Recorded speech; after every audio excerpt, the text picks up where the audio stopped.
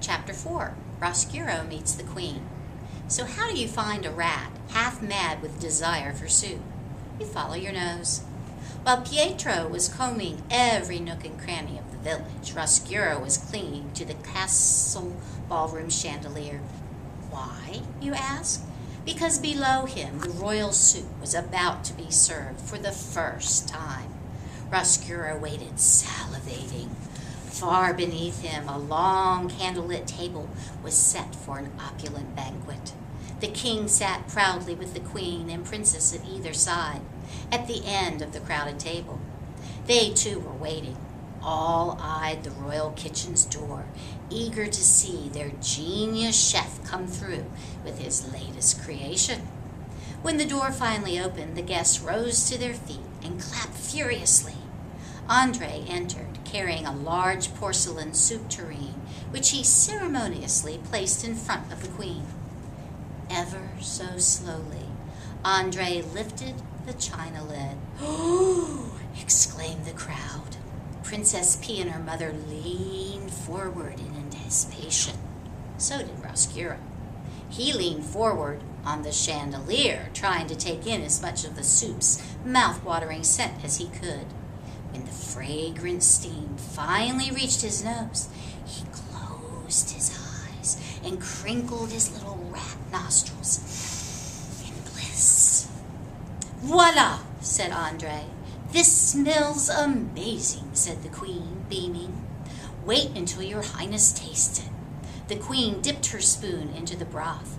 Roscuro sniffed. His mouth watered. He inched closer and closer still, until he was holding onto the chandelier by a single little paw. The spoon hovered near the queen's mouth. She parted her lips and took her first delicious taste. She said, sighing. Roscuro could only imagine the sensation. He closed his eyes, and a dreamy smile lit up his face as he imagined the unique blend of tastes. He reeled back in reverie.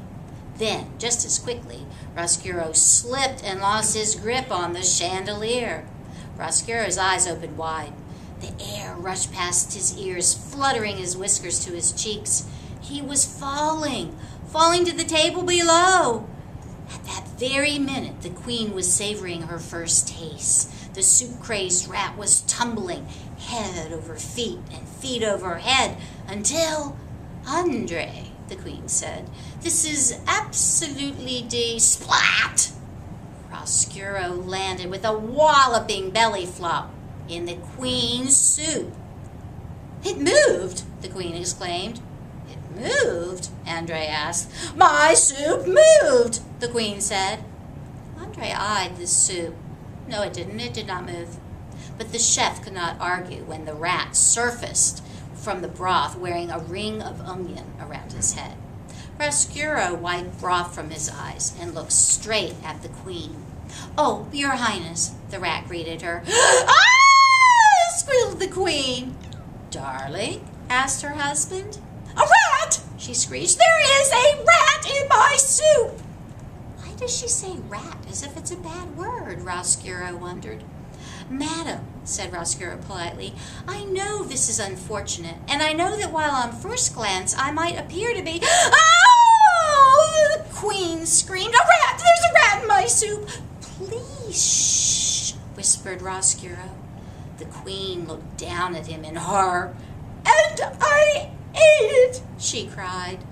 "Uh-oh," said Roscuro.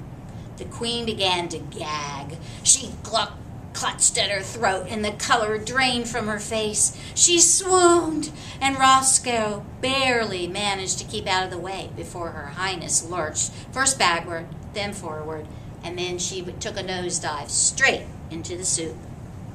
The shocked party did not know where to look first, at the royal highness facing down on her vegetable soup, dead, or at the drenched rat who just had sprung onto the linen tablecloth. "She's right!" yelled the king, pointing at the exposed Roscuro. "It's a rat!" "Oh, it is a rat!" squealed Princess P, and then seeing her mother, she let out a piercing scream. "Sweetie Scrumptious," the king said to his fallen wife, and he turned towards his guards. "Get me that rat!" Roscuro sprinted down the center of the banquet table. He hopped over place settings. He darted around a candlestick, leapt up over a finger bowl, and vaulted off a salad fork as if it were a diving board.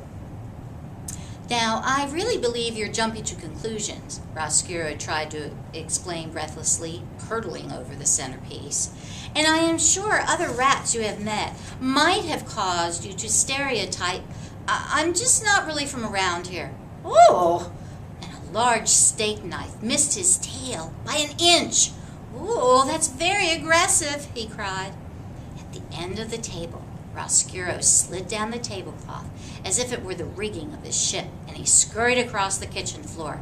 "The kitchen!" Andre shouted to the guards. "He's going into the kitchen!" Roscuro fled through the kitchen door as a dozen armored men scrambled after him.